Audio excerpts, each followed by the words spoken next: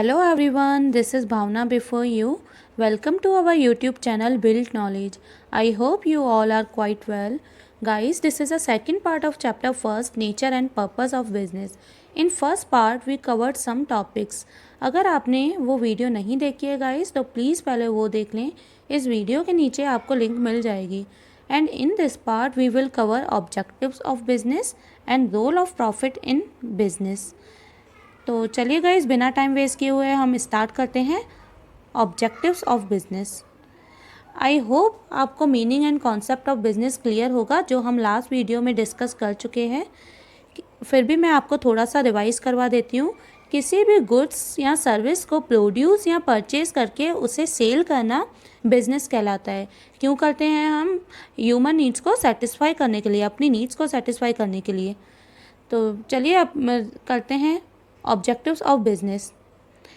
अब जब किसी पर्सन ने बिजनेस एस्टेब्लिश करने का मन बना ही लिया है तो उसके कुछ ऑब्जेक्टिव्स भी होंगे. किस मोटिव और एम को माइंड में रखते हुए वो बिज़नेस स्टार्ट कर रहा है. ऑब्वियसली आप कहेंगे प्रॉफिट अर्निंग, जो हमने लास्ट वीडियो में भी डिस्कस किया था. बट गाइस, एक बिजनेसमैन हमेशा प्रॉफिट अर्न करने के लिए ही बिजनेस नहीं करता. उसके मल्टीपल ऑब्जेक्टिव्स होते हैं. जैसे हर ह्यूमन नीड्स की मल्टीपल नीड्स होती हैं.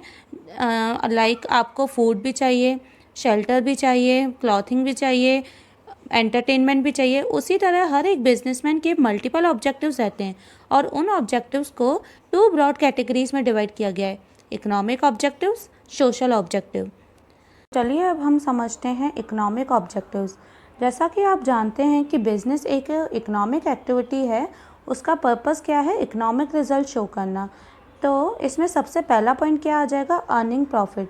ऑब्वियसली एक बिज़नेस बिना प्रॉफिट के सर्वाइव कर ही नहीं सकता, क्योंकि आपको अपनी नीड्स भी फुलफ़िल करनी है, अपनी फैमिली की नीड्स फुलफ़िल करनी है, आपके बिज़नेस में जो भी एम्प्लॉयज़ होंगे उनकी नीड्स फुलफ़िल करनी है.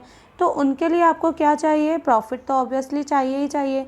प्लस आपको अपने बिज़नेस के लिए भी प्रॉफिट चाहिए, क्योंकि प्रॉफिट नहीं होगा तो आप ग्रोथ एंड एक्सपेंशन भी नहीं कर सकते.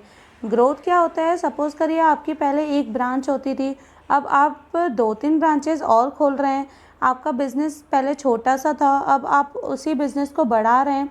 तो अगर प्रॉफिट होगा तो ही ये सब पॉसिबल है, अदरवाइज़ ये पॉसिबल ही नहीं है. और प्रॉफिट होता क्या है?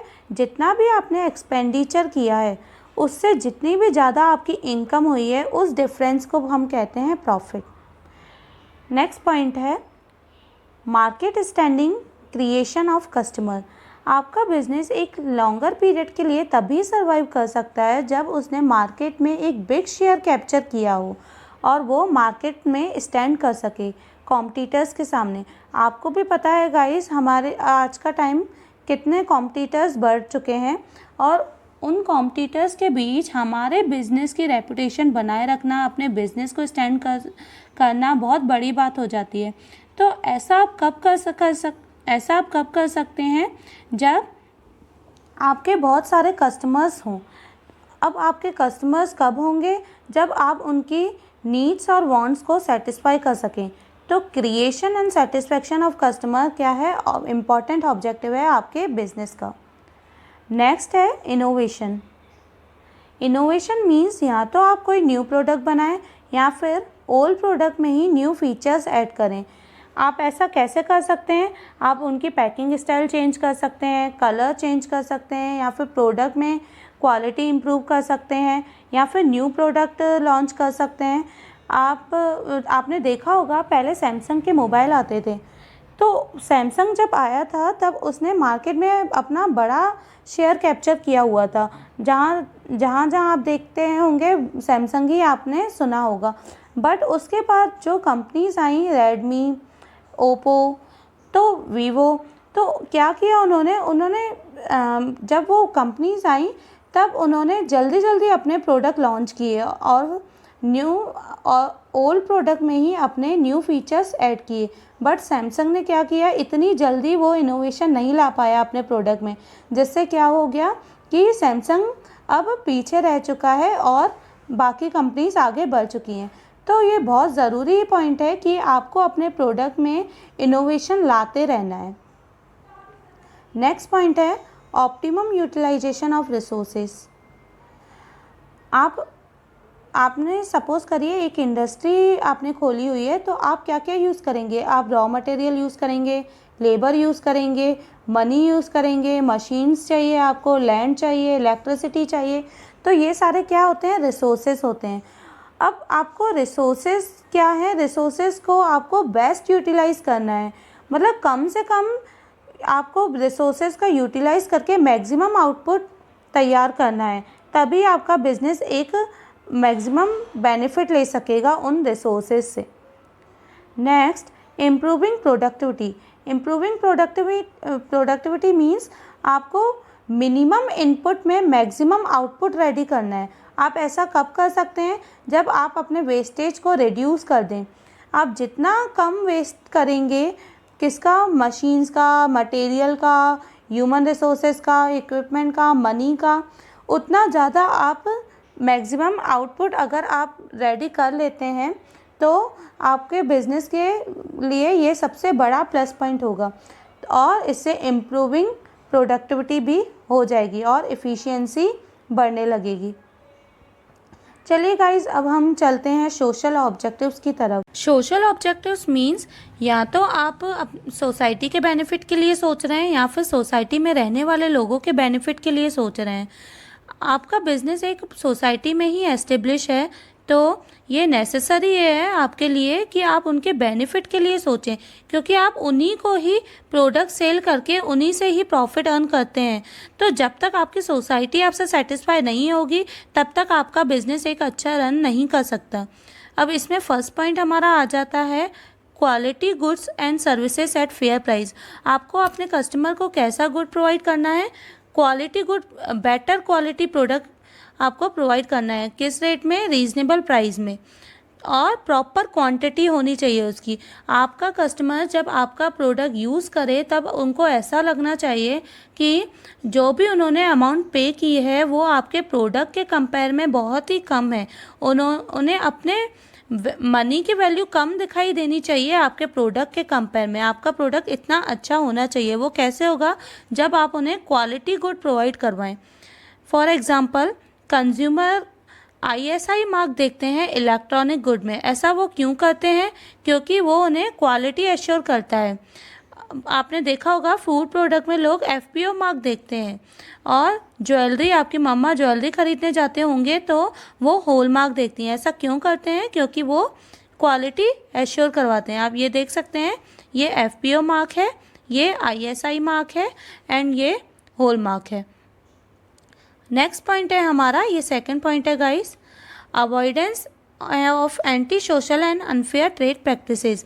हमारा बिजनेस कोई ऐसी एक्टिविटीज़ में इंक्लूड नहीं होना चाहिए जिससे हम कस्टमर्स को मिसलीड या एक्सप्लॉइट कर रहे हैं, उन्हें धोखा दे रहे हैं। हमें बिल्कुल भी उनके साथ चीट नहीं करना चाहिए। तो ऐसी कौन सी एक्टिविटीज़ हो जाती हैं? Hoarding, black marketing, adulteration. Hoarding means आपने देखा होगा कि सपोज़ करिए ऑनियन है, ऑनियन की डिमांड जब कम होती है और उनका प्रोडक्शन बहुत ज़्यादा होता है तो उस टाइम पे प्राइस बहुत लो हो जाते हैं। तो लोग क्या करते हैं कि उन्हें बल्क क्वांटिटी में ख़रीद के रख देते हैं। वो वेयर हाउस में स्टोर करते हैं और कहीं भी स्टोर कर सकते हैं। बट जब ऑनियन का प्रोडक्शन लो हो जाता है और जिन्होंने स्टोर करके रख दिया था ऑनियन को, अब वो अपने ऑनियंस को बाहर लाते हैं। अब वो क्या करते हैं? प्राइस हाई में बेचते हैं। आपने देखा होगा 200 पर केजी ऑनियन मिलते हैं। तो ऐसा क्यों होता है? क्योंकि वो आपको मिसलीड कर रहे हैं, क्योंकि उन्होंने पहले से ही कम रेट में अपने ऑनियन को स्टोर कर लिया और अब आपको वो ज़्यादा रेट में सेल कर रहे हैं। तो आपका बिजनेस ऐसी कोई एक्टिविटी में नहीं होना चाहिए जिसमें होर्डिंग इंक्लूड हो। ब्लैक मार्केटिंग मीन्स आपने कोई भी प्रोडक्ट 10 रुपीज़ में ख़रीदा और उसे आप 30 रुपीज़ 40 रुपीज़ ऐसे सेल कर रहे हैं, तो ये चीट करना हुआ। आपको एक रीज़नेबल प्राइस लेनी है। एंड एडल्ट्रेशन मीन्स मिलावट करना। आपने देखा होगा दूध में मिलावट होती है, कई सारे प्रोडक्ट में मिलावट होती है। तो हमें अपने बिजनेस में ऐसी कोई एक्टिविटी इंक्लूड नहीं करनी है। Now move to our next point, generation of employment. आपका बिजनेस टू टाइप्स का हो सकता है, या तो वो लेबर इंटेंसिव होगा या फिर कैपिटल इंटेंसिव होगा। अगर आपका बिजनेस कैपिटल इंटेंसिव है तो आपको ज़्यादा लोगों को अपॉइंट करने की नीड ही नहीं है।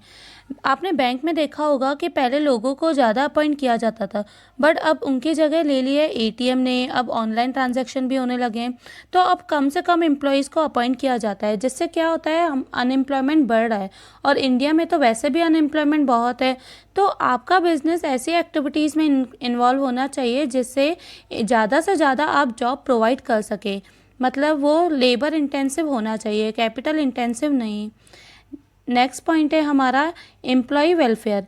एम्प्लॉय हमारे बिजनेस के लिए बहुत ही इम्पॉर्टेंट असेट होती हैं, क्योंकि आप जो भी सक्सेस, आपका बिजनेस जो भी सक्सेस हो रहा है तो वो किसकी वजह से हो रहा है, एम्प्लॉयज़ की वजह से ही हो रहा है। तो आपकी ये रिस्पॉन्सिबिलिटी बनती है कि आप उन्हें प्रॉपर कंडीशंस दें, ऐसा एनवायरनमेंट दें जिससे वो अच्छे से वर्क कर सकें, उन्हें फेयर वेजेस दें, फैसिलिटीज़ दें, जैसे housing, medical facilities, entertainment, rest, shelter, और उनके वेलफेयर के लिए कुछ स्कीम्स निकाल सकें जिससे वो फिज़िकली और मेंटली फिट रहें। Move to our next point, community service. आपका बिजनेस एक ऐसी एक्टिविटीज़ में भी इन्वॉल्व होना चाहिए जिससे वो कम्युनिटी का वेलफेयर कर सके। जैसे आपके बिजनेस के आसपास एजुकेशनल इंस्टीट्यूशंस होंगे, स्कूल, कॉलेजेस, लाइब्रेरी होगी, डिस्पेंसरी होगी, तो आपका बिजनेस ऐसी एक्टिविटीज़ भी करे जिससे उनका भी वेलफेयर हो पाए, जिससे वो डेवलप हो पाए। तो गाइज़ ये थे हमारे ऑब्जेक्टिव ऑफ बिजनेस। चलिए अब थोड़ा सा हम रिवाइज कर लेते हैं, शॉर्ट में समझते हैं। इकोनॉमिक ऑब्जेक्टिव में हमने पढ़ा अर्निंग प्रॉफिट अर्न करना, जिससे हम अपनी और सोसाइटी की नीड्स फुलफ़िल कर सकें। हमारा बिज़नेस इतना कैपेबल होना चाहिए कि वो मार्केट में स्टैंड कर पाए। आपका बिज़नेस ऐसा भी होना चाहिए कि न्यू प्रोडक्ट आप लॉन्च कर सकें और या फिर ओल्ड प्रोडक्ट में न्यू फीचर्स ऐड कर सकें। आप रिसोर्सेज का अच्छे से यूटिलाइज़ करेंगे और वेस्टेज कम करेंगे, जिससे आपकी प्रोडक्टिविटी इम्प्रूव होगी। एंड हमने सोशल ऑब्जेक्टिव में पढ़ा था quality goods and service at fair price, better good हम प्रोवाइड कर सकें कस्टमर को, जिससे वो सेटिस्फाई रहें। Next, avoidance of anti social and unfair trade practice. हमारा बिजनेस ऐसे एक्टिविटीज़ में इन्वॉल्व नहीं होना चाहिए जिससे हम उन्हें चीट करें। तो नेक्स्ट है हमारा जनरेशन ऑफ एम्प्लॉयमेंट, ज़्यादा से ज़्यादा हम जॉब प्रोवाइड करवा सकें लोगों को, एम्प्लॉय वेलफेयर कर सकें, कम्युनिटी सर्विस दे सकें। तो गाइज़ ये थे हमारे objective of business. Now move to our next point, next topic, role of profit in business. एक बिजनेसमैन बिजनेस एस्टेब्लिश करता है प्रॉफिट अर्न करने के लिए, बट क्या वो प्रॉफिट सिर्फ अपने लिए यूज़ करता है कि उसके मल्टीपल रोल रहते हैं? तो obviously guys it is important to perform various activities like it's for survival, return to investors, growth and expansion, means to livelihood, reward for risk and good reputation। तो चलिए guys अब इनकी थोड़ी सी detail जान लेते हैं। सबसे फर्स्ट पॉइंट है हमारा मीन्स ऑफ लाइवलीहुड। मीन्स एक बिजनेसमैन बिजनेस एस्टेब्लिश करता है, क्यों करता है? वो अपनी नीड्स को फुलफ़िल करने के लिए करता है, अपनी फैमिली की नीड्स को फुलफ़िल करने के लिए होता है, और अपने स्टैंडर्ड ऑफ लाइफ को देखता है। तो सबसे बेसिक पॉइंट है प्रॉफिट अर्न करने का कि वो अपनी लाइवलीहुड को देखता है। Move to our next point, return to investor. Profit क्यों ज़रूरी है? जो इन्वेस्टर्स होंगे, जो आपके कंपनीज़ में इन्वेस्ट कर रहे हैं, आपके बिजनेस में इन्वेस्ट करते हैं, तो आपको उन्हें एक अमाउंट रिटर्न करनी पड़ती है हर मंथ। तो आपको उन अमाउंट रिटर्न करने के लिए क्या चाहिए? प्रॉफिट चाहिए। तो प्रॉफिट अगर होगा तभी आप उन्हें रिटर्न कर पाएंगे। तो प्रॉफिट इसलिए भी ज़रूरी है ताकि आप इन्वेस्टर्स को रिटर्न कर पाएँ। Next point is reward for risk. अब आप अपने बिजनेस में इतना रिस्क बियर कर रहे हैं तो उसके लिए आपको एक रिवार्ड भी मिलना चाहिए। तो हर एक बिजनेसमैन यही सोचता है कि जितना वो रिस्क बियर कर रहा है उससे ज़्यादा उसको प्रॉफिट होना चाहिए। और ये प्रॉफिट सिर्फ रिस्क के लिए ही नहीं, बल्कि जो रिस्क वो इंश्योर्ड नहीं होते हैं उनके प्रोटेक्शन के लिए भी काम आता है। जैसे कभी भी जो चोरी होती है हमारे बिजनेस में, कभी भी वो इंश्योर नहीं होती है, तो उसके लिए हमें इतना प्रॉफिट होना चाहिए ताकि हम उसकी रिकवरी कर पाएँ। Next point is source of finance for growth and expansion. Profit इसलिए भी ज़रूरी है ताकि हम अपने बिजनेस की ग्रोथ, एक्सपेंशन एंड मॉडर्नाइजेशन के लिए सोच पाएँ।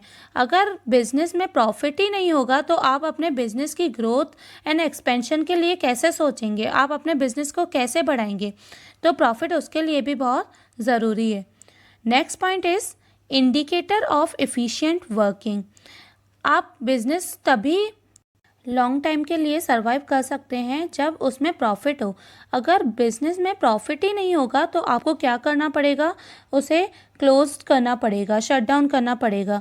और प्रॉफिट इसलिए भी ज़रूरी है ताकि वो एफिशिएंट वर्क करता रहे रेगुलर बेसिस पर। Our last point is goodwill and reputation. अगर एक बिज़नेस में अच्छा प्रॉफिट होता है तो उसकी रेपुटेशन बनती जाती है मार्केट में। और क्यों बनती है मार्केट में रेपुटेशन? क्योंकि ज़्यादा कस्टमर्स आते हैं। अगर ज़्यादा कस्टमर्स आएंगे तो ज़्यादा प्रॉफिट होगा, तो उससे हमारी क्या बनेगी? गुडविल बनेगी। आप देखा होगा अंबानी की गुडविल इतनी क्यों है? क्योंकि उनका बिजनेस और उनके बिजनेस की रेपुटेशन बहुत अच्छी है। क्यों अच्छी है? क्योंकि उन्हें ज़्यादा प्रॉफिट मिलता है। So it was the role of profit of business. And guys, आज के लिए सिर्फ इतना ही, and we will cover remaining topic in next video. So guys, if you like my video and explanation, then please hit the like button, share and subscribe. Thank you.